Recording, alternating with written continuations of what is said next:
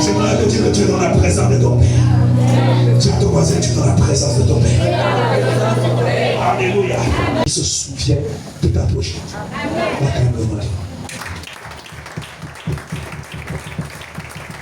Nous avons été mandatés pour bénir. Et nous sommes en train d'enseigner sur un programme, sur un thème très important. Amen. Je ne pouvais pas communiquer le message dans un tel atmosphère. J'aime la joie. J'aime la vie de l'esprit.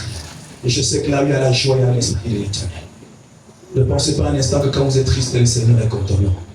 Là où il y a la joie, le Saint-Esprit est. J'aimerais demander à quelqu'un d'oublier tout ce que tu as enduré, tout ce que tu as pu subir tout au long de cette journée. C'est tout à fait normal que lorsque nous sommes en train de monter vers la gloire, que l'ennemi cherche à contrecarrer, que l'ennemi cherche à s'opposer. Mais nous devons demeurer fermes. Quelqu'un me donne amen. Que Dieu t'accorde la grâce d'aller jusqu'au bout de ce séminaire. Acclame le roi. Nous engageons le chapitre 2 de notre séminaire que nous avons si bien débuté hier. Alléluia. Hier, la grâce de Dieu était avec nous. Nous avons parlé de la tyrannie, de la chair et de la condition d'esclave. À partir de là, nous avons fait un diagnostic clinique et profond de ce que c'est que la sens, c'est-à-dire la chair. Nous avons fait l'autopsie et nous avons vu exactement les décadences que la chair propose. Nous nous sommes rendus compte que la chair ne signifie pas simplement cette enveloppe corporelle ou encore la matière biologique, mais bien évidemment un système, une programmation, un foyer focal où partent des désirs de convoitise, un lieu de la recherche de l'indépendance, de l'autonomie, un lieu où est fabriquée la rébellion, contre un programme minutieusement conçu pour s'opposer à la volonté de Dieu. Quelqu'un me donne un amen. Et avant de commencer, j'aimerais vous faire savoir qu'il est écrit que vous connaîtrez la vérité et la vérité vous rendra libre. Quelqu'un me donne un amen. Nul n'est censé ignorer la loi. C'est de ça qu'il s'agit. J'aimerais vous faire savoir une chose, s'il n'y a pas une réalité qui tue que l'ignorance. Je dis bien que l'ignorance. L'ignorance tue plus que la sorcellerie. L'ignorance tue plus que Satan. Quelqu'un me donne un ami. Je vais vous prouver ce que je dis. Je me dis, bah, mon peuple périt à cause de Satan. Mon peuple périt à cause de quoi? De la violence familiale sorcellérique. Mon peuple périt à cause de l'occultisme. À cause de la mondialité. La Bible est claire. Mon peuple périt par manque de connaissance. Aujourd'hui, nous allons parler des lois invisibles, la servitude généalogique. Les lois invisibles de la servitude généalogique. Ça, c'est le chapitre 2. J'espère que tu as ton livre entre les mains. Si vous n'avez pas, vous pouvez rencontrer Papa Gédéon avec 2000 francs. Alléluia. Vous approvisionnons, me faire comprendre que le livre est fini. Acclame le roi de Dieu. Nous allons reproduire que chacun puisse se prêter à cet exercice. Je vous assure, bien aimé, si vous comprenez les vérités qui sont ici, à l'intérieur, il n'y a rien qui va vous challenger. Vous allez marcher tête haute. Vous allez vaincre sans ouvrir la bouche. Quelqu'un me donne un amen. Je peux le dire en vérité, pendant que je suis en train d'enseigner ce message, le Saint-Esprit me montre aussi des choses assez extraordinaires, assez profondes.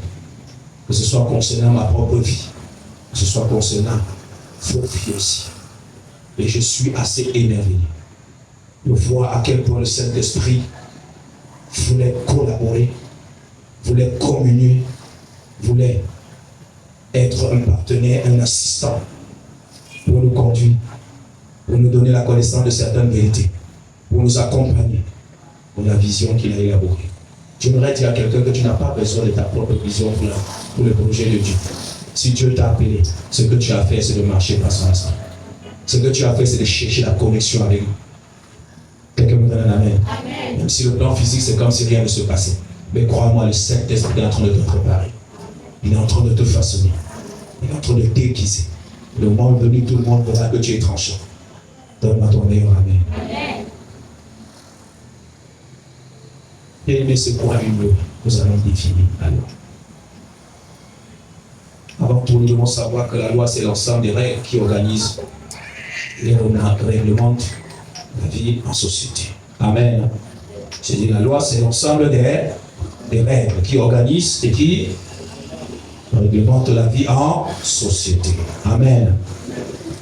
C'est très important. Ceci dit, on ne peut pas parler de société sans règles. On ne peut pas parler de société sans principe.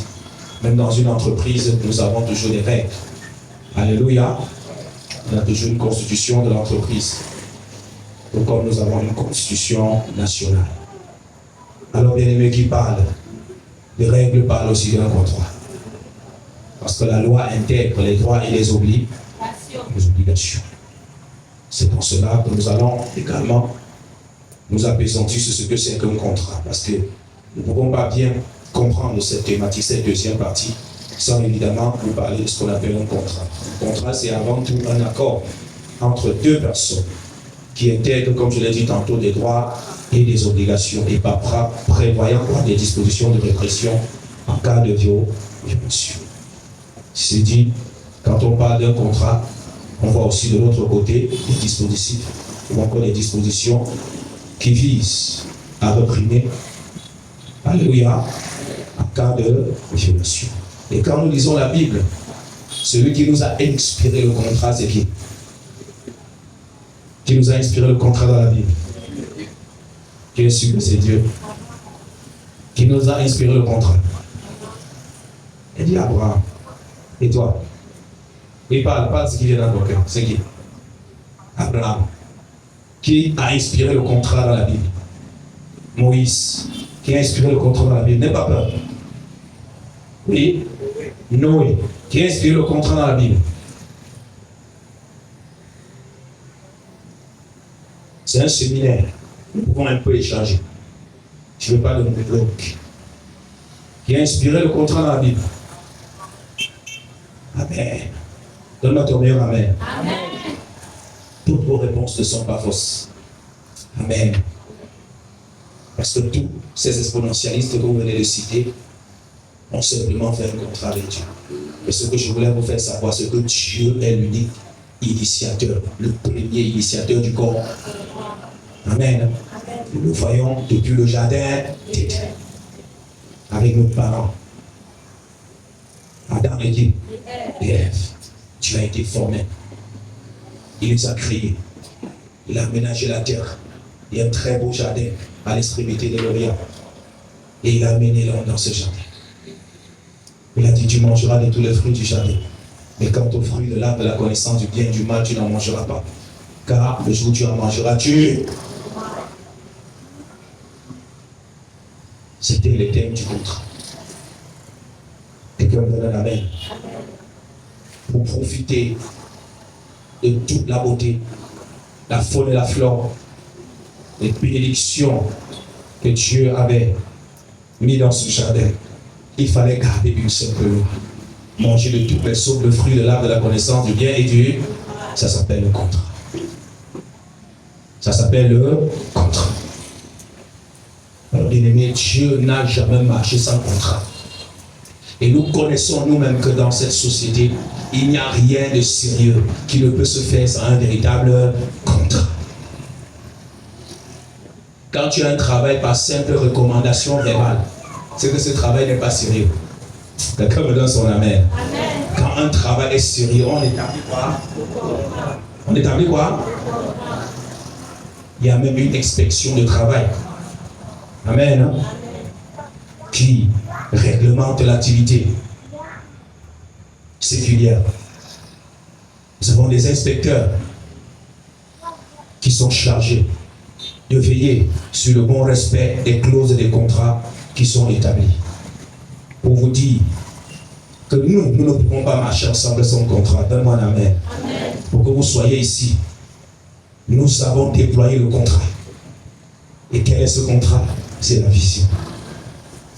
Nous avons dit, voici comment est-ce que nous marchons. Voici comment ce que nous voulons faire, comment marcher. Est-ce que vous acceptez? Quelqu'un m'a donné un amen. C'est parce que vous acceptez que nous pouvons donc marcher ensemble. Et la Bible conclut en disant, deux personnes peuvent-ils marcher ensemble sans s'en convenir?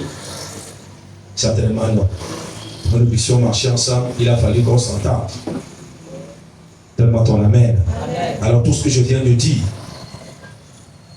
exprime et éclaire naturellement mes propos au sujet du contrat. Alors le contrat, c'est ce qu'on appelle aussi alliance. Qu'est-ce que dit alliance? Parce que l'alliance, c'est avant tout un accord. C'est un accord. C'est ce que nous voulons dire. Amen. On voit par exemple les décalogues. Les décalogues, ce sont les 10 commandements. Ceci, ce sont des clauses du contrat entre Dieu et qui? L'homme. Si vous voulez bénéficier de telle chose et de telle chose, voici mes 10 commandements. Tu aimeras le Seigneur ton Dieu de tout ton cœur, de toute ton âme, de toute ta force. Alléluia. Tu aimeras ton prochain comme toi-même. Tu n'auras pas de désirs impurs volontaires. Tu ne voleras pas. Tu ne mentiras pas. Qui connaît encore ces 10 commandements? Acclame-moi. Ok, je vais t'inviter à maîtriser les 10 commandements. C'est très important. Amen.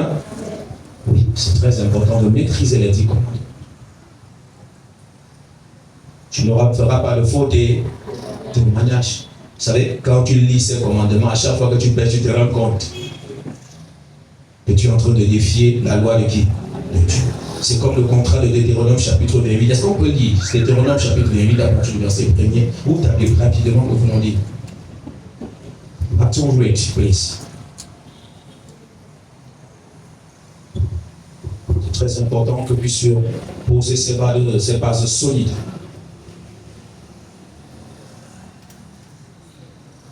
Est-ce que, si tu trouves, tu lis. À partir du verset 1er, j'aimerais que tu sois très attentif, oui.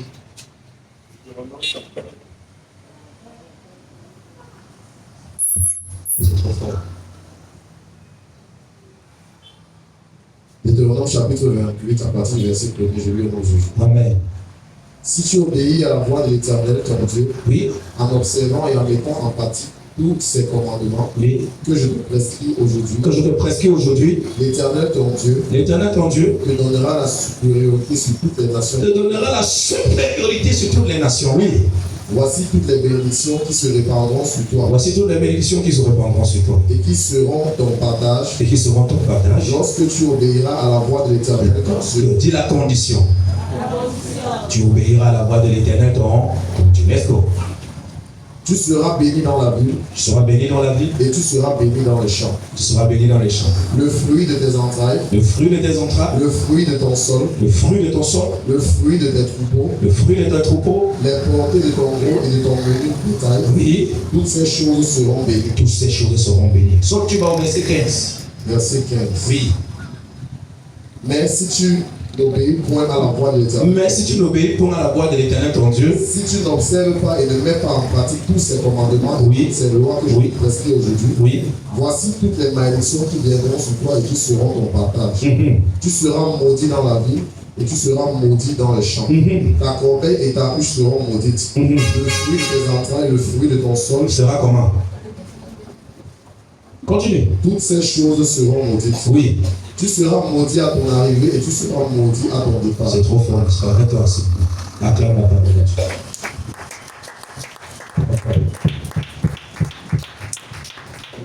Qui parle ici? Qui parle ici? Quelqu'un me donne un amen. Je vais te faire comprendre une chose. Quand vous entendez Dieu dire tu seras maudit, ce n'est pas parce que de manière délibérée, Dieu est en train de maudire Israël. Non. Il pose la condition si, quelqu'un ici.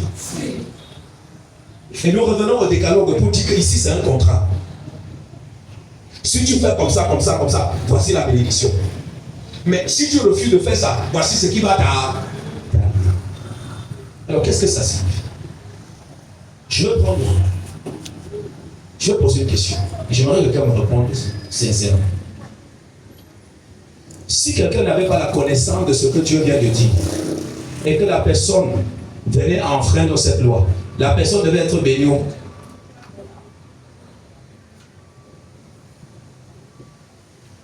Elle a dit béni. Je dis, si quelqu'un n'avait pas la connaissance de cette vérité, ça dit de ce message, de cette loi, de Deutéronome chapitre 28 que tu as établi, la personne devait être bénie ou maudite si à jamais elle ne respectait pas les dispositions qui sont explicitement écrites là.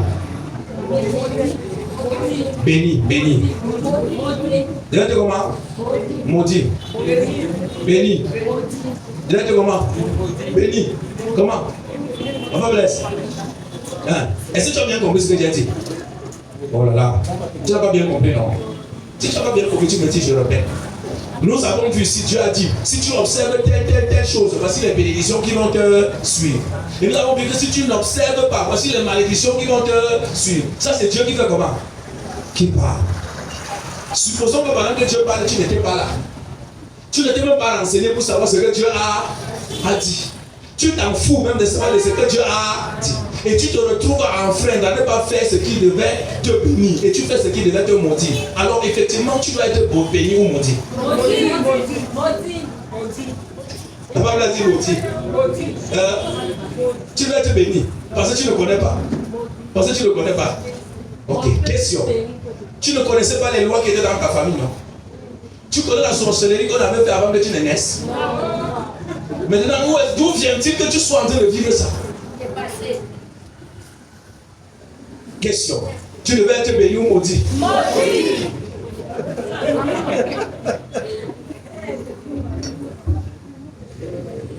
Le salaire du péché, c'est quoi? La mort. Tu n'as jamais entendu parler de l'évangile. Ou bien tu as entendu parler, mais tu t'en fous. Tu meurs ou tu vis? Il faut qu'on s'entende, hein, parce que le reste là dépend de la question, de cette question que je viens de poser. Bon, je vais prendre un exemple clair. Il y a un trou à Zachman, un trou profond. Ce n'est pas ce qui est vrai, au nom de Jésus. Ceux qui passent, si tu passes par là, les gens sont renseignés. Il y a souvent un trou là-bas, non? En vrai. Comment le voir? Il y a souvent un trou là-bas, un trou comme ça. Amen. Hein? Je crois que le Seigneur veut résoudre le problème du trou là. Acclamons de gloire à Dieu. Amen. Hein? On sait que si tu traverses là-bas, tu vas tomber où? Si tu n'es pas informé. Maintenant, le fait que tu n'es pas informé et que le trou est là, tous ceux qui sont informés, est-ce que toi tu arrives, tu vas tomber dedans ou tu vas pas tomber? Pourquoi? Et pourquoi tu dois tomber? Pourquoi tu ne connaissais pas? Tu es censé passer invisible au-dessus. Parce que tu ne connais pas. Quelqu'un voit ce que je suis en train de dire. Quelqu'un comprend ce que je suis en train de dire. La Bible est claire. Mon peuple périt par manque de connaissance. Tenez mon micro, je vais avoir le flux. Alléluia. Amen.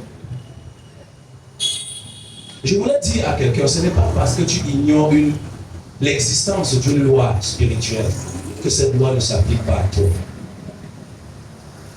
Ce n'est pas parce que tu n'es pas au courant des dispositions, parce que tu n'as pas la connaissance du système juridique, généalogique, que ce système ne s'applique pas à toi. C'est ce que nous voulons comprendre ici, bien. C'est ce que nous voulons saisir. J'ai pris l'exemple et je vous ai expliqué clairement. Bien aimé, ce que je veux que vous compreniez, c'est que la nature déchue, c'est-à-dire le vieil homme, ce que nous appelons l'identité maléfique, est solide et fort en vertu du système juridique généalogique. Non seulement cette nature est alimentée par le péché adamique, c'est-à-dire le péché ancestral, mais ce système est alimenté par différents accords spirituels, ce que nous avons appelé contrat ou alliance, que nos pères, nos prédécesseurs ont conclu avec les ténèbres. À cause, bien évidemment, de cette réalité de mort qui a pénétré la postérité par un simple acte de désobéissance. Par Parce que cet acte de désobéissance adamique a mis en exergue une loi, ce qu'on appelle la loi du péché et de la mort, qui s'est infiltrée dans la création et qui a attaqué tous les hommes. Cette loi a poussé nos pères, a poussé nos prédécesseurs généalogiques à passer des accords maléfiques. Ces accords visaient à renforcer le système de mort, à renforcer la nature humaine déchue qui était déjà en état de destruction. Puis encore, le péché que tu as commis, consciemment ou inconsciemment, les accords que tu as passés dans la jouissance du péché est venu également renforcer cette nature que nous appelons maléfique, que nous sommes en train de faire comment? Écrire. Peu importe que tu étais dans l'ignorance, peu importe que tu étais dans la rébellion, dans la peur, peu importe que tu étais séduit, peu importe que tu étais inconscient, mais sache que tes actions ont déclenché dans le règne spirituel des accords qui s'associent au système charnel, au système adamique, à la vieille nature, à ce que nous avons appelé identité maléfique, pour davantage te maintenir en état de servitude, en état d'esclavagisme. Et c'est ce que nous devons comprendre. Quelqu'un me donne un amen. Amen. Nous allons prendre l'exemple d'une loi conjugale pour que nous puissions exactement comprendre de quoi il s'agit. Allons dans Romains chapitre 7 rapidement, verset 1er au verset 2. Le temps nous court à la gorge, nous devons faire vite.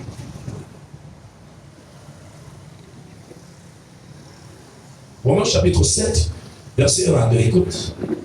Romains chapitre 7, verset 1 à 2. Sois très attentif, oui. Ignorez-vous, frères, car je parle à des gens qui connaissent la loi. Attends, il était en train de s'adresser, l'apôtre Paul, aux Juifs, c'est-à-dire aux personnes qui avaient la maîtrise de quoi? De la loi. Oui. Que la loi exerce son pouvoir sur l'homme aussi longtemps qu'il vit. Que la loi exerce son pouvoir sur l'homme aussi longtemps que cet homme fait comment? Vit. Oui. Il prend l'exemple. Ainsi, une femme mariée est liée par la loi à son mari. Cette loi qui stipule l'homme quittera son et s'attachera à ça. Et les deux ne feront plus. Et il donne une précision que l'homme ne sait pas ce que tu as fait comment? Continuons la lecture. Tant qu'il est vivant. Tant que l'homme est vivant. Mais si le mari meurt, elle est dégagée de la loi qu'il a liée à son mari. Elle est dégagée de la loi qu'il a liée à qui? À son mari. Donne-moi ton amen. Amen. Ici, on nous fait comprendre que tant qu'un partenaire est vivant, les gens qui parlent de la polygamie, là, je me demande s'ils lisent ce texte-ci. Quelqu'un me donne un amen? Je me demande s'ils lisent ce texte-ci pour comprendre la profondeur de ce qui est écrit, là. On te fait comprendre que tant qu'un homme est vivant, tant qu'une femme est vivante, ils sont tous liés par une loi. Ce n'est pas une loi physique, c'est une loi spirituelle. Ce n'est pas une ordonnance humaine. Allez à la mairie, signer polygamie, ce n'est pas un problème. Signer bien partagé, bien commun, c'est votre problème. Mais il y a une réalité, une loi dont vous allez faire face. C'est une loi spirituelle. Voilà pourquoi je vous disais tout à l'heure, quand Dieu disait à Adam, vous mangerez de tous les fruits du jardin, mais quant au fruit de l'arbre de la connaissance du bien et du mal, vous n'en mangerez pas, car le jour où vous en mangerez, vous mourrez. Dieu n'était pas en train de bâtir Adam et Ève. Dieu était en train de mettre à la connaissance d'Adam et Ève les principes spirituels. Quand Dieu dit si tu ne fais pas, tu seras maudit, non. Dieu connaît les lois qui sont établies dans la dimension spirituelle. Alors Dieu, en te parlant, en te donnant des recommandations, est en train de te mettre à l'abri. Et en train de frayer le chemin qui va te permettre d'être béni et d'être épanoui. Quand Dieu dit tu seras maudit, c'est un principe qui est déjà établi selon la législation spirituelle. Est-ce que quelqu'un me comprend? Amen. Dieu lui-même vous dit, ne maudit pas, fait comment? Ne maudissez pas, fait comment? Pourquoi Dieu vous demande de bénir au lieu de faire comment? Maudit, même si vous êtes en état d'offense. C'est parce que Dieu lui-même ne prend pas plaisir à faire comment? Je voudrais te faire comprendre aujourd'hui. Un royaume n'existe pas sans constitution, sans charte, sans loi, sans principe, sans ordonnance de fonctionnement. Dieu lui-même ne contourne pas ses recommandations. Dieu lui-même ne contourne pas sa loi. Sinon, Dieu était capable de sauver l'humanité tout entière sans sacrifier qui? Mais regardez ce que Dieu a enduré, ce qu'il a souffert de voir son fils être cloué par des pécheurs, par des incirconcis de chair à la croix, une croix. Où le Dieu fait de chair arrive à crier: oh Père, pourquoi m'as-tu abandonné? J'aimerais vous interpeller pour que nous puissions comprendre la profondeur de l'amour, de la grâce. Et la nécessité pour toi et moi de prendre connaissance des principes spirituels. Écoutez, quand je dis au nom de Jésus, sois guéri. Je ne suis pas en train de supplier Dieu qui te guérisse. Je ne suis pas en train de taper les mains que Dieu te guérisse. Je ordonne que tu sois guéri en vertu des principes d'une loi qui me donne l'autorisation, qui me donne le pouvoir de dire que tu sois guéri. Il y a des gens qui se plaignaient que d'autres hommes de Dieu ont délivré des gens sans dire au nom de Jésus. Est-ce qu'il est obligé de dire au nom de Jésus? Vous devez grandir. Est-ce que je suis obligé de dire au nom de Jésus? Non. Celui qui croit que je suis obligé de dire au nom de Jésus, lève la main. Celui qui croit que je ne suis pas obligé de dire au nom de Jésus, lève la main. Ne levez pas la main seulement pour lever. Levez parce que vous comprenez. Quelqu'un me donne un amen. Jean chapitre 16, verset 17. Voici le signe qui accompagneront ceux qui auront. À mon nom, ils feront comment? Ils feront comment? On t'a dit que quand je vais imposer, je vais dire au nom de Jésus. On a dit ils feront comment? Et les malades seront comment? Je reviens. Je ne vais pas entrer là-bas. Ce n'est pas l'objet de ma prédication. Je suis en train de vous faire comprendre une chose. Donne-moi ton amen que je te parle.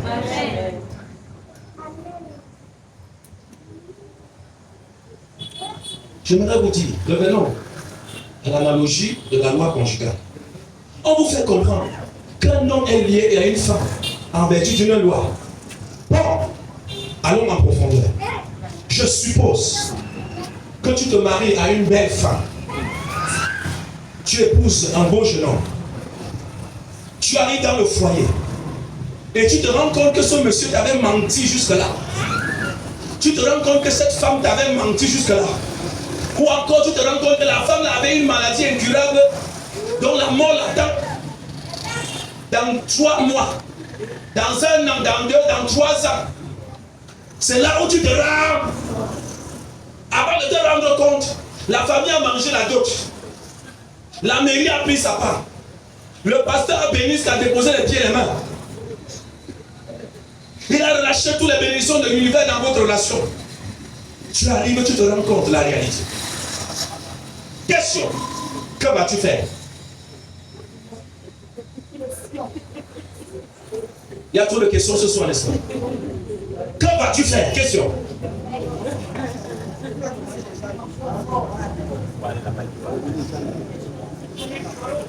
Tu vas la chasser? Pourquoi non? Tu vas vivre avec une menteuse? Ou encore avec un menteur? Bon, je prends le cas de l'homme. Toi, tu l'épouses, arrivé, tu te rends compte qu'il a le sida. Vous êtes aux noces. Alléluia.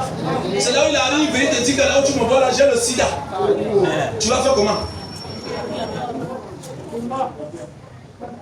Tu vas faire comment? Répondez-moi. Tu es la loi, mais c'est la loi. Écoute, j'aimerais te dire que tu as même le privilège, l'autorisation de la chasser. Je dis que tu as quoi? Je fais comment? Je te dis. Alléluia. J'aime quand vous me demandez Titi comme ça réfléchit. Tu peux lui dire porte des bagages, rentre dans la maison de ton. Tu peux aussi l'abandonner au foyer là comme tu prends des bagages, tu fais comment? Tu pars. Qui va t'arrêter? Tu es libre de faire comment? Mais le fait que tu pars annule en quoi la loi qui vous lie? Ça annule en quoi la loi qui vous lie? Ça fait quoi sur la loi? Tu as mal. Tu vas demander conseil chez moi, je te console et dis que papa, pardon. Ouais, que Dieu t'aide. Alléluia, rababa, shakataka, rababa. Mais mon rabat et mon shaka peuvent changer quoi sur la loi? Je suis en train de te faire comprendre une chose. Tu auras des consolateurs et des consolatrices. Tu vas avoir même mal, tu vas avoir la compassion des gens, tu auras même raison naturellement. Mais face à la loi, tu vas faire quoi? Vous êtes liés. Vous êtes comment? Par la réalité qui va te rattraper. C'est que tu vas dire que pas chez elle, elle va aller chez ou encore tu vas porter tes bagages, toi-même tu vas pas. Tu vas venir me dire, pasteur, ouais, elle m'a fait ceci, elle m'a fait cela. Moi aussi, je vais un peu supporter pour te laisser le temps de te consoler. Mais à la suite, je veux te prescrire la vérité. La réalité, c'est qu'il y a une loi qui vous... La réalité, c'est que même si, entre-temps, il y a un Sabina qui te console avec les boules de couscous, qui te console avec les belles paroles, et que tu as vu en cette Sabina-là la femme de ta vie, et que tu t'es rendu compte que tu t'étais trompé, tu vas faire comment? Ce n'était pas la révélation de Dieu. Cette fois-ci, tu as la révélation de Dieu. Tu vas faire comment même avec la révélation? Il y a une loi qui vous... Tu fais comment? Tu vas pleurer. Tu vas beau pleurer. C'est pour cette raison que je vous parle de la profondeur de ce qu'on appelle une loi. Amen. Et surtout des lois généalogiques. Des lois spirituelles qui te combattent. Le problème, c'est que tu penses qu'en disant au nom de Jésus, toutes les lois là seront annulées. Je vais te faire comprendre une chose. Comment ton identité fonctionne. Je sais que tu as coupé l'identité. Tu as taillé sa tête. Je suis en train de te faire comprendre. L'identité là n'est pas seulement une personne. Quand tu vois l'image d'une personne, d'une doublure spirituelle, ce n'est pas simplement une doublure. C'est la matérialisation d'un système, d'une programmation qui doit être démontée, bien aimé, par une certaine juridiction spirituelle. Par une certaine connaissance. Et je vais vous le prouver. Est-ce que cet homme a le droit de divorcer? Il a le droit de divorcer? Non. Qui vous dit non? Elle a raison. Le monsieur a le droit de faire comment? Juridique, humain, légal. Mais vous ferez quoi de la loi spirituelle qui lie l'homme et la femme? Si tu vas divorcer, ça signifie aussi que tu déménages de l'église. Tu vis ta vie, et puis tu attends le jour. C'est dur, non? Voilà pourquoi quand on vous parle même du mariage, le mariage n'est pas un jeu. Le mariage, ce n'est pas l'amusement. Le mariage, ce n'est pas les sensations. On ne pousse pas une femme parce qu'on veut faire l'amour. Excusez-moi. Je vous le dis. Parce que beaucoup sont sensationnels. C'est ça qui te pousse. Quand tu fonctionnais dans le monde, tu arrives dans le Seigneur, c'est fort. Il faut que tu cherches l'échappatoire. Frère, ma soeur, ce n'est pas cette histoire. Quand on vous appelle pour vous enseigner, beaucoup fuient. Oh, j'attends que mercredi. Je vais faire comment pour te donner ça mercredi? Est-ce que je sais ce que tu as prévu pour toi aujourd'hui?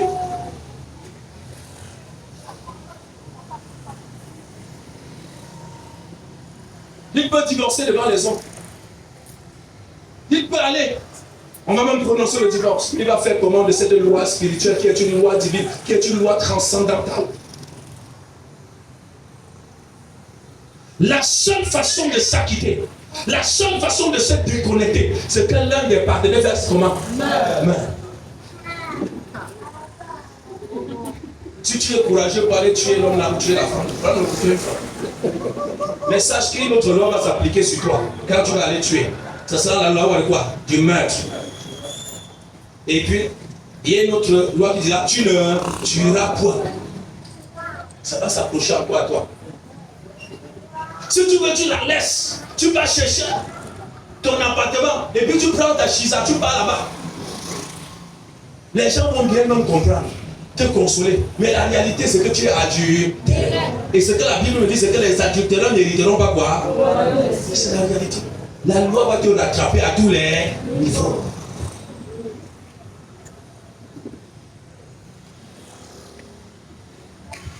Voilà pourquoi on ne s'amuse pas avec son mari, on ne s'amuse pas avec sa femme. Quand tu mets dans ta tête que je peux prendre telle soeur, après je manipule telle soeur, je manipule tel frère, je manipule. Non. Non, ça ne se passe pas comme ça. Ça ne se passe pas comme ça. Ce n'est pas un jeu. Ce n'est pas de l'amusement. C'est plus profond que ce qu'on pense. Ça fait mal. Tu peux avoir mal. Après avoir fait même 5 enfants, 3 enfants, les gens abandonnent le foyer. Pourquoi? Parce qu'à partir de ce moment, cette personne-là doit satisfaire une réclamation spirituelle de la chair, ou encore de la nature pécheresse, ou de l'identité maléfique. C'est pour ça que Jean vous a fait comprendre que la chair est une puissance. La chair est une puissance. Et la chair ne peut pas vaincre l'autre chair. Impossible. Est-ce que quelqu'un m'a bien aimé? Amen. La compassion que tu auras ne changera rien. Ça ne changera rien. Alors, nous avons vu ici, dans ce cas, que pour qu'un des partenaires soit dégagé de ce principe spirituel, il faut que quelqu'un fasse comment? Dès que la personne meurt, ton mari meurt, ta femme meurt, tu es comment? Dégagé. Amen. Donc tu n'as qu'à prier que Dieu le tue. Que Dieu la tue. Tu peux prier comme ça. Parce que tu parles. Tu seras en train de faire la sorcellerie. Ah, tant mieux, il y a des gens qui prient comme ça. Seigneur a tout gaspillé ma vie, pardon, qu'il me vit ma vie en paix. Ah, vous savez parce que les gens ont vécu. Quelqu'un te pourrit la vie comme ça. Te pourrit la vie, te laisse d'aller faire son péché, te laisse seul. Pour que tu passes toute ta vie à faire comment? À souffrir. Pourrir la vie correctement. La personne te tire, il y a même l'acte de mariage, tu me divorcer, lui-même il refuse les divorces. Mais laisse-moi vous dire une chose. Il y a une puissance dans les cieux. Il dit qu'il y a quoi? Il n'y a pas de loi, il n'y a pas de relation. Il n'y a pas bien aimé le problème que le Seigneur ne puisse résoudre. Est-ce que vous comprenez? Il n'y a pas une situation que le très haut ne puisse résoudre. Si la personne veut croire qu'il est sage et que toi tu sais Dieu fidèlement, Dieu va régler ses comptes. Dieu va régler son compte. Donne-moi ton amen que je te donne. Voilà pourquoi toi, tu n'as pas à te lamenter, toi qui connais Jésus. Toi qui connais le roi des rois, il y a quelque chose qui se produit à la croix du calvaire. Et nous allons comprendre cela. Donne-moi ton amen que je te donne.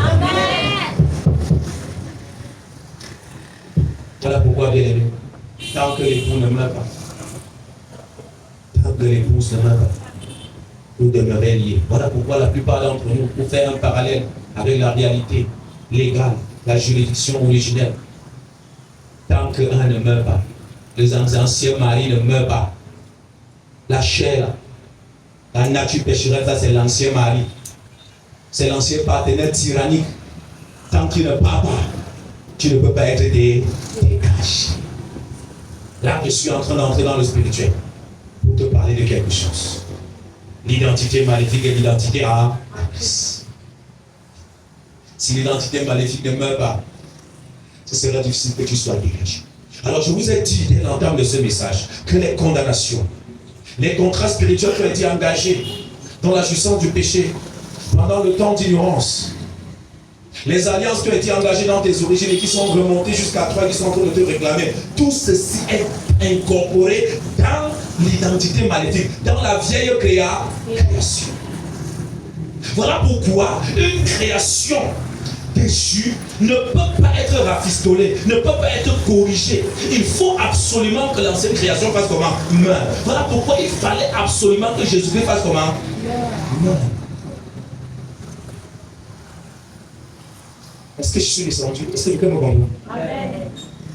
Quelqu'un me comprend? Amen. Alors nous allons parler des lois spirituelles. Nous allons parler du deuxième point des lois spirituelles.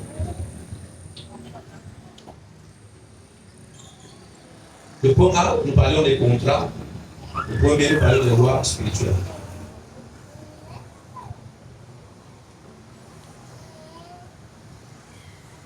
Écoutez bien aimé, j'aimerais te dire ce soir que tu ne peux pas garder l'ancien partenaire en espérant vivre un changement notoire, peut-être grâce à tes bonnes actions, grâce à tes décisions de changement, les actes religieux salutaires.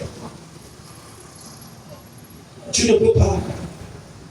Tu seras simplement en train de calmer le problème. Tu ne peux pas le résoudre. Tu ne peux pas. Il y a eu tous les dispositifs. Nous savons, des organismes internationaux avec des lois internationaux qui visent à régler, à réglementer l'activité de la chair. Mais jusque-là, les dérives abondent. Les dérives se multiplient au fil des âges. Parce qu'ils n'ont pas la solution. Parce qu'ils n'ont pas la solution. Il ne suffit pas de dire à quelqu'un tu ne voleras pas pour que la personne cesse de voler. La personne est sous une loi qui l'oblige à faire comment? À voler. Vous ferez quoi? Vous ferez quoi? Si tu sors d'une famille pour être terre à terre où il y a la loi du célibat dans ta famille, ou dans ta famille quelqu'un était allé vendre le mariage, tu sors de cette lignée, dans tes gènes. Quand on parle de généalogie, il y a quoi? Mon gène. Ça veut dire que cette loi spirituelle se trouve dans ton gène. Et toi, tu veux te marier. Peu importe le bon conseil que le pasteur peut te donner, peu importe, bien-aimé, que tu t'abstiens, peu importe ce que tu refuses de ne pas vivre comme les autres, que tu te mets à part, j'aimerais te dire, si tu ne découvres pas la loi du célibat qui te conditionne, qui te met dans cette situation, bien-aimé, peu importe la bonne pensée, peu importe, bien-aimé, ton bon sens, tu vas te retrouver dans cette même coron. Un homme va même t'épouser. Tu vas arriver au foyer un matin, tu vas prendre toi-même tes bagages et sortir. Pourquoi? Parce que la loi crie, la loi parle.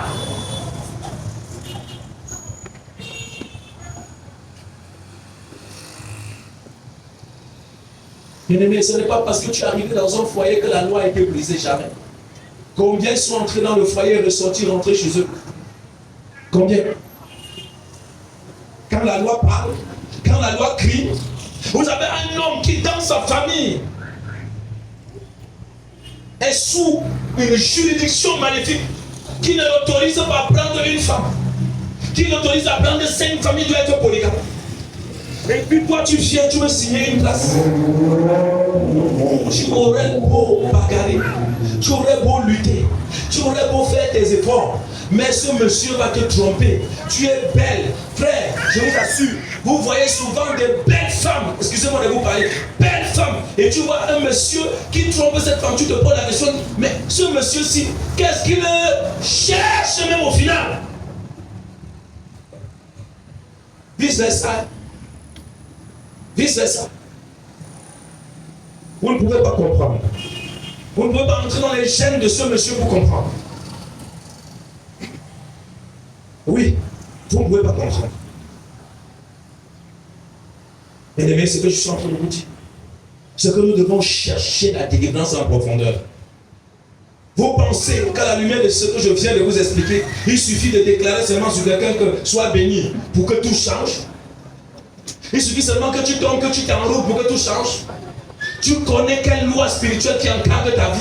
Tu connais quelle réalité spirituelle te garde captif, te garde esprit? Et cette réalité peut te garder toute ta vie jusqu'au jour où tu auras connaissance de la vérité. Où tu écoutes une parole, où tu prends connaissance, et à la lumière de cette connaissance, tu parles, et la situation va s'arrêter, et elle va s'arrêter définitivement. Je prie que tu me donnes un amen. Amen. Pourquoi on te combat? Pourquoi on ne te veut pas la paix?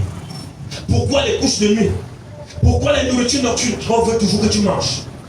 Pourquoi ces pensées, ces bombardements de sophismes dans ton esprit? Pourquoi? Pourquoi ces sensations d'impudicité que tu ressens au-dedans de toi?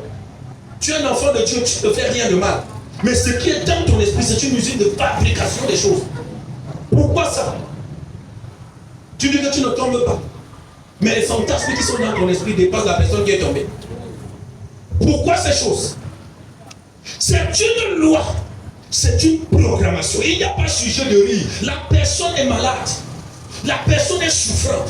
La personne se bat pour sortir. La personne se bat pour être dégagée. Mais il y a une loi.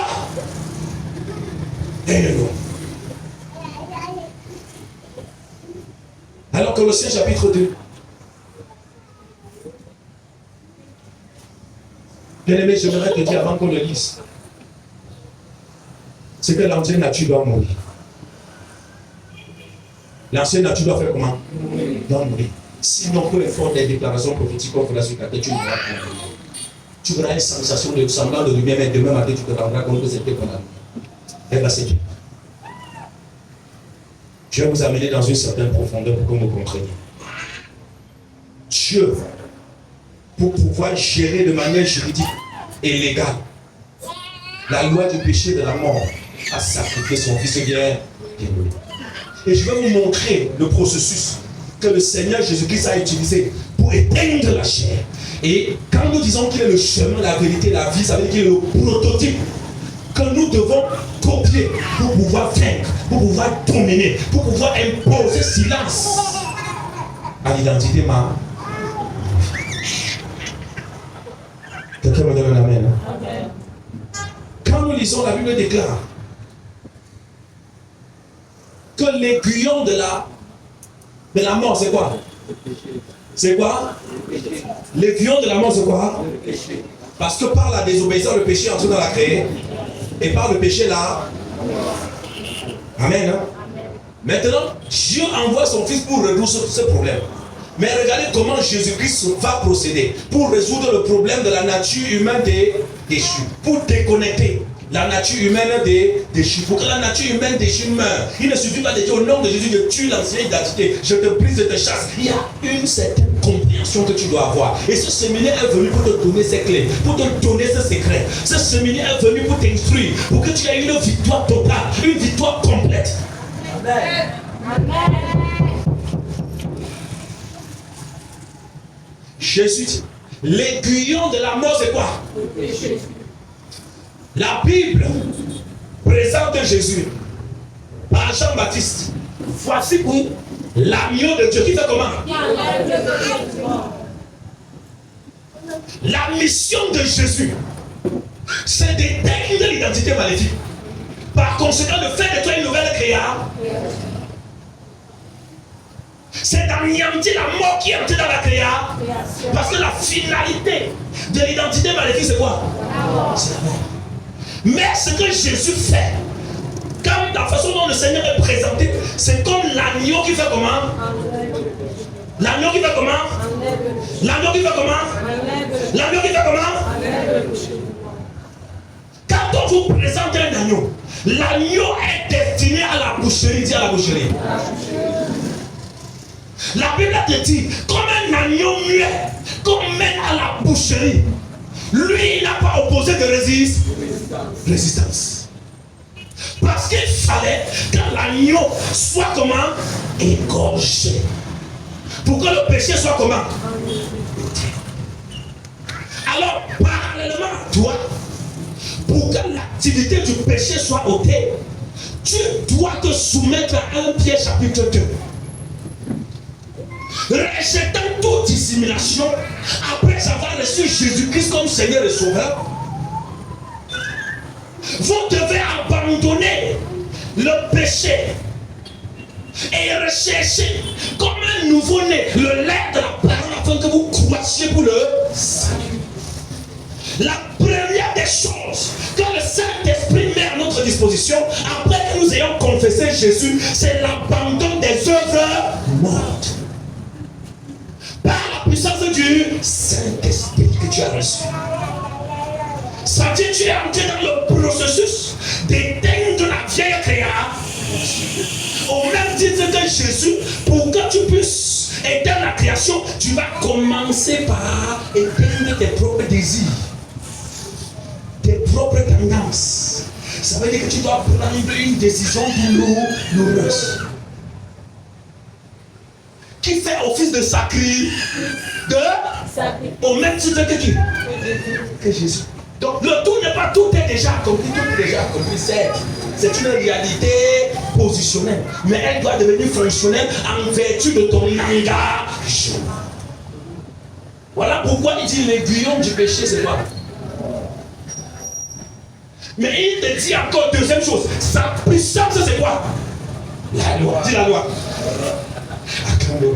Nous sommes dans un processus pour éteindre, pour que l'identité maléfique meure. La première des choses, abandonne le péché. Écoute, tant que tu n'abandonnes pas le péché, tu ne vas jamais détruire l'ancienne création. Tu auras l'impression de vivre les mêmes choses année après. Parce que les systèmes sorcelleries, les liens spirituels de la maison de ton père, tout ceci est inséré dans l'ancienne création, dans le vieil homme. Ceci dit, envoie le feu comme tu veux. Mais tant que tu fais la même chose, en utilisant les armes sataniques, les armes de l'ancienne création sera vivifiée par ton péché chaque jour. Et tu demeureras dans la routine. Voilà pourquoi on délivre les gens aujourd'hui, demain encore les délivre. Parce qu'après t'avoir délivré, tu changes d'hôtel. Après on te délivre, c'est comme si on te délivrait hôtel par hôtel. Les démons que tu as pris ici, on chasse, après tu rentres dans un autre hôtel, tu portes, après on chasse, tu rentres encore. C'est ainsi avec les menteurs, les voleurs, les escrocs, les hypocrites, les traîtres, les rusés. Toutes ces choses. Maintenant, Jésus nous dit quoi?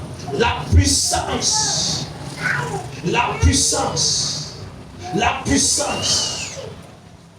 du vieil homme, c'est quoi? La loi. Quelqu'un dit la loi. L'aiguillon de la mort, c'est quoi?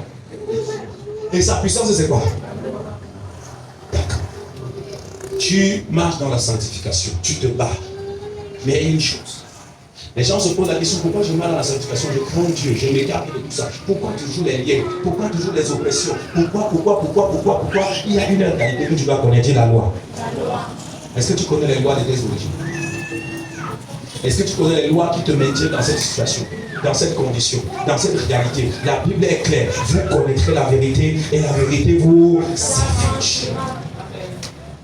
Peu importe. Écoutez, si on te délivre sans que tu ne saches ce qui t'a condamné, tu iras faire encore la même chose. Et tu te retrouveras dans ton état, facile. Tu n'as rien à faire. Il n'y a pas que l'homme de Dieu est bon. L'homme de Dieu est rempli. La volonté de Dieu, c'est que toi et moi nous puissions grandir.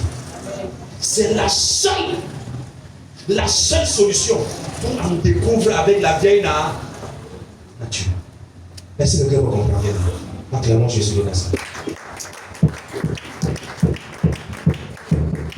Si tu es rebelle, on te parle, tu ne comprends pas. Tu es têtu, on te parle, tu ne comprends pas. Tu as tellement de raisons dans ton cœur d'être rebelle. Laisse-moi te dire.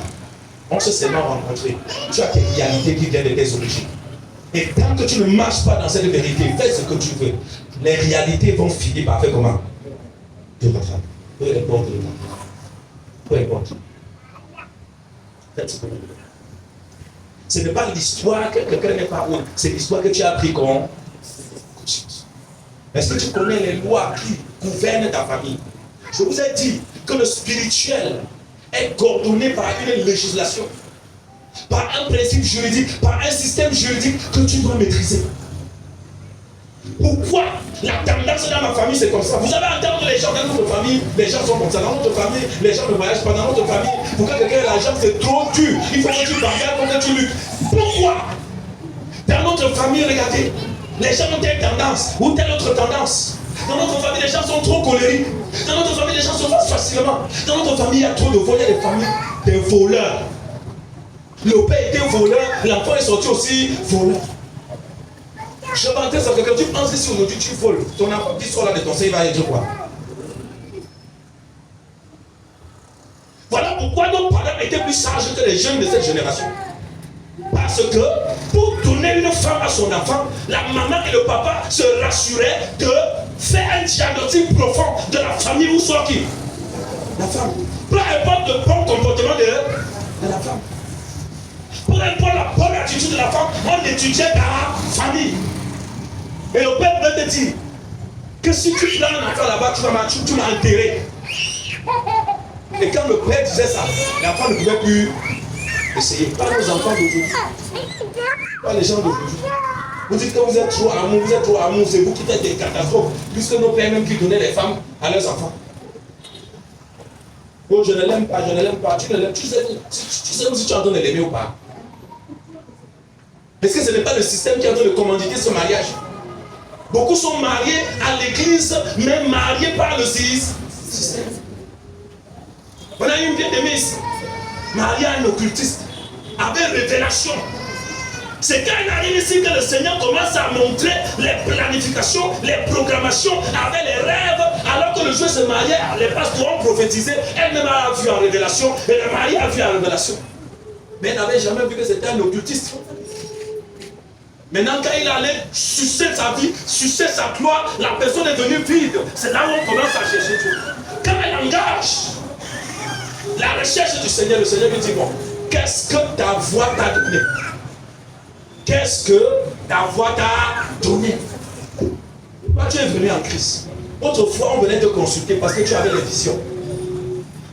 D'où devenaient ces visions? D'où devenaient ces visions? Maintenant, tu viens dans le Seigneur. Maintenant, à peine tu as si on t'appelle prophétesse. Tu es sûr que tu es prophétesse. C'est comme ça que les crapauds et les serpents bavardent partout à l'église. Oh, reçois ma soeur, tu seras élevé, tu vas voyager, tu vas aller aux États-Unis. Pourquoi on ne te dit pas que tu vas aller au village? Pourquoi on ne te dit pas que tu vas aller au Maroc, que tu vas aller, je ne sais pas, au Bénin, ou encore, il y a toujours les pays développés là. C'est là où nos prophéties partent.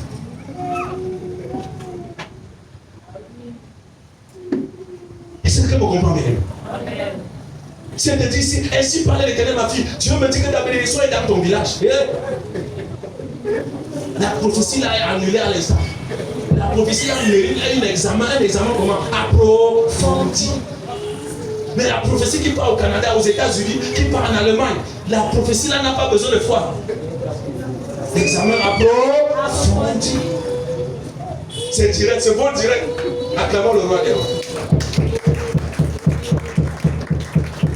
Celui qui a prophétisé là est un vrai homme de Dieu. Amen. Bien aimé, ce que je suis en train de vous dire est une réalité. Aimez la vérité, aimez la parole. Arrêtez les flatteries. Arrêtez de vous laisser comment flatter. Alors je reviens dans la réalité. On dit la puissance de la mort, c'est quoi? C'est la loi. Quelqu'un dit la loi. Ce qui signifie que pour que tu puisses éteindre la vieille création, tu dois annuler les ordonnances spirituelles de tes origines. En annulant ça, tu ne seras pas entré, tu ne seras pas le seul bénéficiaire ou encore la seule bénéficiaire. Tu vas faire bénéficier à toute la famille. C'est ce qui se passe. Voilà pourquoi au fur et à mesure que tu pries, les gens vont se marier dans ta famille.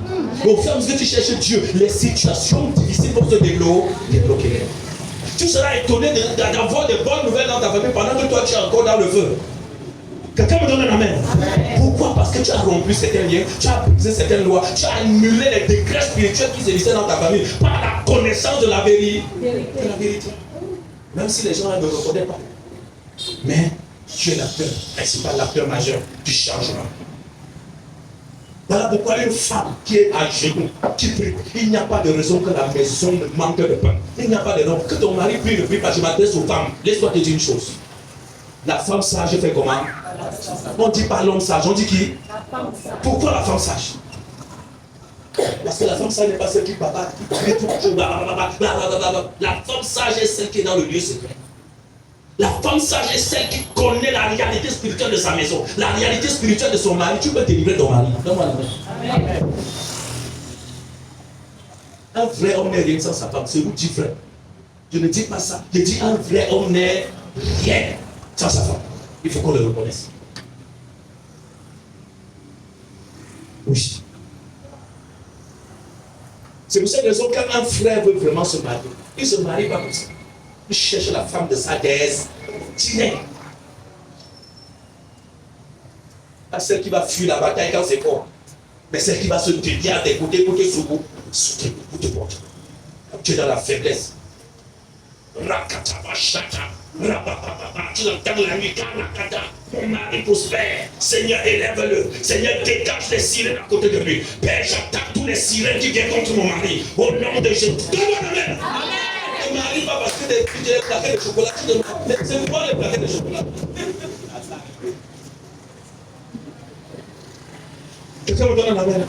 Une véritable femme amène son mari à la grande Le jour dit chérie, je suis fatigué, il n'y a pas de corps. Si tu n'as jamais prié pour ton mari, toi tu pries que pour toi. À partir d'aujourd'hui, si tu veux le changement, commence à prier pour ton mari. Parce qu'il y a des égoïstes ici qui ne prient que pour eux. Tout le monde amène.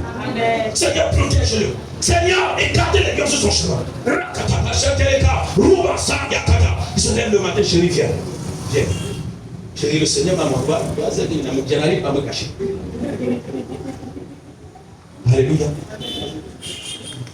Parfois, ma femme me dit les choses, je ne lui réponds même pas. Après, je m'en vais à ce que c'est été fait quoi. Elle est confiante. Elle sait que ce que Dieu lui a dit comment elle fait. Il lui parle, papa me dit, chez lui, tu ne sais pas vrai. Alléluia. Pourquoi? Dans l'intimité avec son Dieu.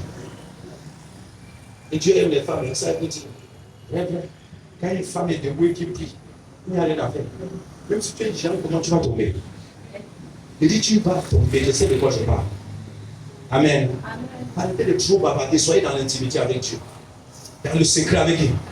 Dieu. S'il y a une chose que tu dois entretenir, c'est ta vie spirituelle. Arrête les commérages, les commérages là, ça te fait perdre l'énergie. Ça te fait perdre la force. Vous savez, mes bien-aimés, je me dis, au lieu qu'un homme entre dans ta vie pour te pourrir ta vie, mais ta vie, tu restes comme ça. Quelqu'un me comprend? Ce n'est pas un jeu, ce n'est pas de la musique.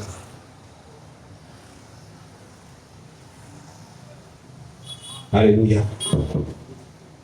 La Bible déclare, Colossiens chapitre 2, 14. Nous allons nous arrêter ici. Nous allons continuer de lire. Si tu rates, tant mieux pour toi. Colossiens chapitre 2, verset 14, je lis au nom de Jésus. Oui. Il a effacé l'acte dont les ordonnances nous condamnaient. Après que Jésus a condamné le péché, il a fini de traiter le problème du péché. Il est descendu au niveau des ordonnances. Qu'est-ce que dit les ordonnances? Les lois, les contrats spirituels. On dit, il a fait comment? Je vous ai dit que la vieille création est alimentée par le péché. Que ce soit le péché adamique, mais il est alimenté par des lois spirituelles qu'on appelle les contrats, qu'on appelle les alliances. C'est les alliances qui lui donnent la force. C'est le péché qui lui donne quoi? La force. Voilà pourquoi quand Jésus vient, il déconnecte le péché et ensuite il traite les problèmes de quoi? Hein? Des lois. Il a effacé l'acte dont les ordonnances nous condamnaient et qui subsistait contre nous. Et qui faisait comment? Vous devez savoir que quand Jésus arrive, les Juifs connaissent des principes. Les Juifs ont des lois. Mais les païens n'ont pas quoi? Des lois. Les Juifs ont la connaissance de la loi spirituelle qui leur a été transmise par grâce. Mais les païens meurent sans loi. Maintenant, quand le Seigneur arrive, c'est pour accomplir quoi?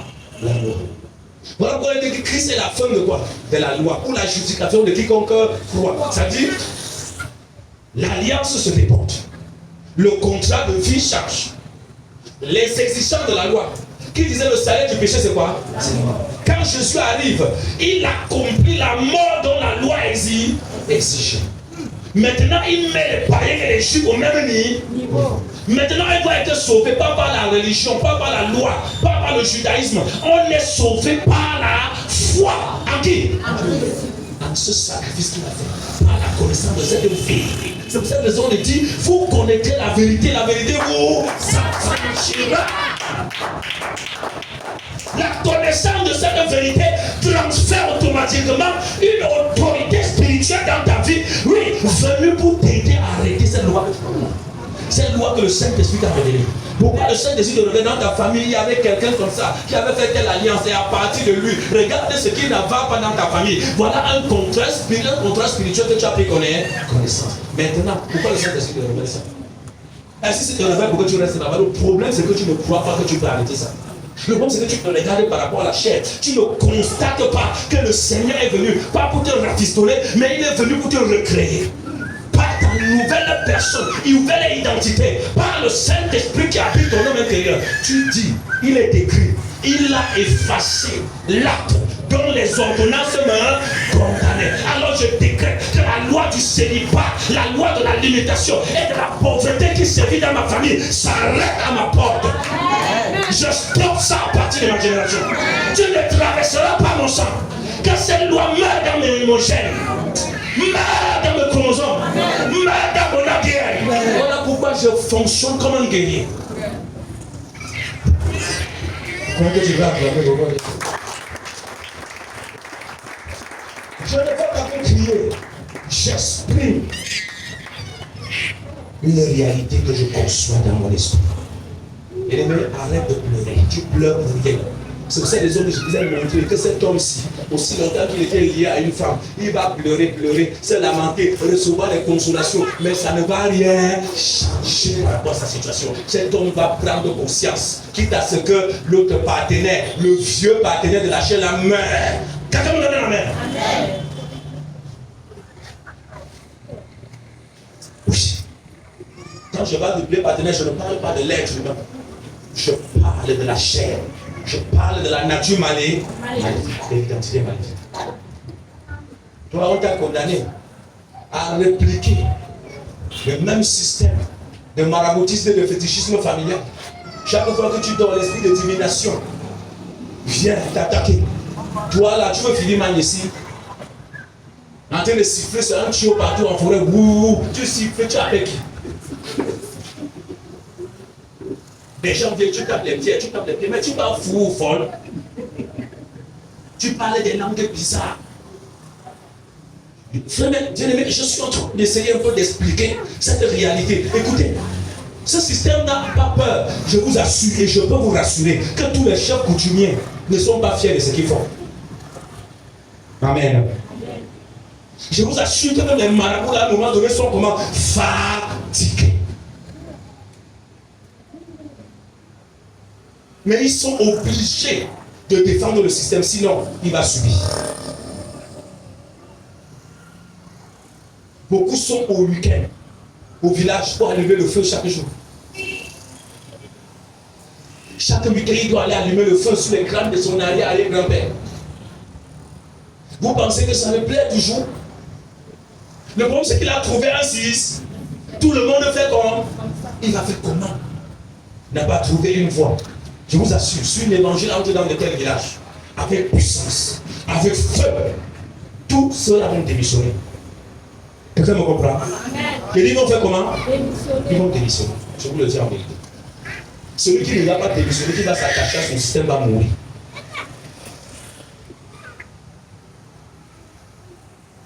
Est-ce que vous savez qu'il y a une certaine délivrance que si Dieu opère dans votre vie, c'est pour que votre grand meure?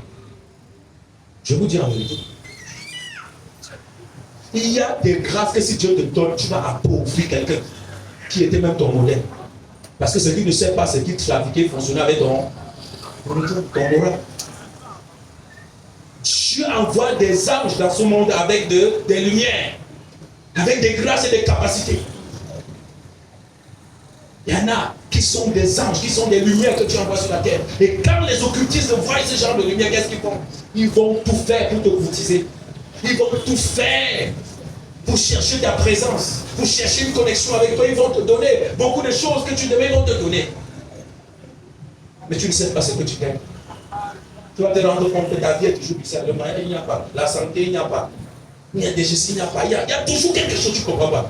Mais pendant que les gens sont en train de faire commander, mais le jour où tu découvres ça, tu commences à exercer ton autorité d'enfant de Dieu. Qu'est-ce qui se passe? La même personne qui te salue, vous allez vous traverser. Tu vas te rendre compte que la personne ne va pas te saluer. Va te jeter un regard bizarre. Tu vas te rendre compte que tu n'auras plus la faveur de la même personne. Même quand c'est ta propre soeur. Ça, je peux le dire en vérité. Même quand c'est ta propre mère, ton propre père, ça commence à aller dans tous les sens. Pourquoi? Parce que tu es en train de toucher à ce qui avait été aidé. Donne-moi ton amen. Amen. Lisons Éphésiens 2, verset 15. Éphésiens chapitre 2, verset 15, je lis au nom de Jésus. Ayant anéanti par sa chair la loi des ordonnances dans ses prescriptions, afin de créer en lui-même, avec les deux, c'est-à-dire les juifs et les païens, un seul homme nouveau, en établissant la paix, et de les réconcilier, l'un et l'autre en un seul corps. Amen. Vous devez savoir que les Juifs étaient hostiles. Un Juif n'entrait jamais dans la maison d'un païen. Un Juif ne mangeait jamais la nourriture d'un païen. Un Juif fonctionnait sous des ordonnances divines assez strictes. Mais quand Jésus arrive, voilà pourquoi les Juifs ne comprennent pas. Le Messie arrive, le temple est là. Les grandes synagogues sont les livres, prêchent l'amour, ils prêchent la paix, ils prêchent la réconciliation. Ils se retrouvent au puits après d'échanger avec une Samaritaine. Ils sont dépassés. Pourquoi? Parce qu'ils ne comprenaient pas la mission de notre Seigneur. Voilà comme ça que Christ a fait jusqu'à la croix de Golgotha. À la croix, il a fini avec la vieille nature. Quelqu'un me donne un amen. Amen. Voilà pourquoi toi et moi nous sommes nés de nouveau. S'il ne l'avait pas fait, c'est que nous sommes pas.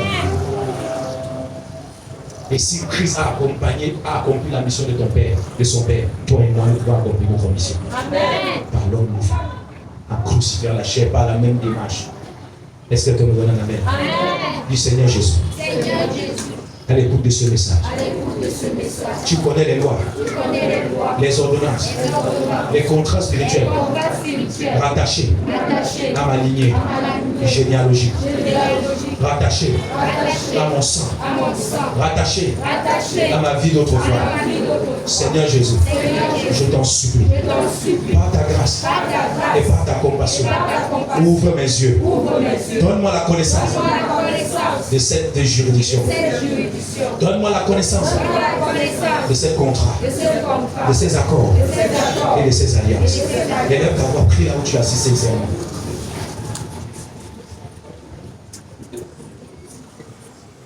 Et le Seigneur t'accorde le privilège, qui t'accorde la grâce, qui t'accorde par le Saint-Esprit la révélation du système et des lois spirituelles qui encadrent et qui jusqu'à présent, bien aimé, tiennent ta vie. Aujourd'hui, tu es né de nouveau. Tu es passé de la mort à la vie. Mais pourquoi cette limitation, ces blocages? Tu dois découvrir ces lois. Tu dois découvrir ce système. Demande le Saint-Esprit. Sois sincère, bien aimé. Sois sincère pendant que tu pries. Et tu peux les armer. Tu connais les lois qui entretiennent la chair, qui entretiennent la vieille identité qui, jusqu'à présent, persiste. Cette vieille nature qui veut me ramener dans le monde, qui veut me ramener dans mes vieilles habitudes. Ce soir, Éternel des armées, nous plaisons. Éternel des armées, manifeste. Oh Dieu de grâce, oh Dieu trois faces, je t'en prie. Aie pitié de moi, Seigneur. J'ai des pensées qui montent dans mon cœur, je ne sais pas où ces pensées viennent. Mon caractère, Seigneur, que je déteste tant et que je n'arrive pas à m'en éloigner. Bien-aimé, prie là où tu es. J'aimerais te voir en train de prier, ne sois pas distrait. Tu es un mandataire divin pour faire la différence. Élève ta voix que le Seigneur te montre. Bien-aimé, tu peux souffrir, être malade, recevoir des consolations. Mais tu dois connaître la vérité. Tu dois connaître ce qui se cache dans ton sang, dans tes gènes. Tu dois connaître. Tu dois maîtriser. Qui tu es. D'où tu viens. Élève ta voix. Demande à Dieu, qui suis-je vraiment? Qui suis-je? Oh Dieu, on accuse parfois des sorciers, des sorcières. Mais pourquoi mon Dieu? Pourquoi mon Dieu? J'ai l'impression que les lois spirituelles de ma famille continuent à parler pour me pourrir la vie, malgré les efforts que je fais, malgré les efforts que je fournis. Seigneur Jésus, je t'en prie. Aie pitié. Seigneur, montre-moi. J'ai l'impression d'être défavorisé. Là où tout le monde passe facilement, pour moi, c'est compliqué. Je ne peux rien obtenir aussi facilement. Dans notre famille, pour manger, le fils que manger, c'est un parcours de combattant. Oh Dieu, l'infidélité. Père, aide-moi. Aide-moi. Ne laisse pas ta vie entre les mains de quelqu'un. Ne laisse pas ta vie entre les mains de quelqu'un. Ne laisse pas ton existence entre les mains de quelqu'un. Il ne faut pas que tu aies une existence malheureuse. Une existence Christ. Non, ce n'est pas la volonté de Dieu. Ce n'est pas la volonté de Dieu, bien-aimé. Si tu sais, si tu connais, si tu découvres ces lois, bien-aimé, tu vas engager une bataille rude. Tu vas engager, bien-aimé. Prie. Supplie le Spirit. Supplie le train. Supplie le Saint-Esprit. Demande au Saint-Esprit. Father, I need your help. I need your grace. To know this law in my family. cette loi. Qu'importe, Seigneur, sur à quoi cette loi est rattachée, Seigneur, je t'en prie. Je t'en prie. Je t'en prie.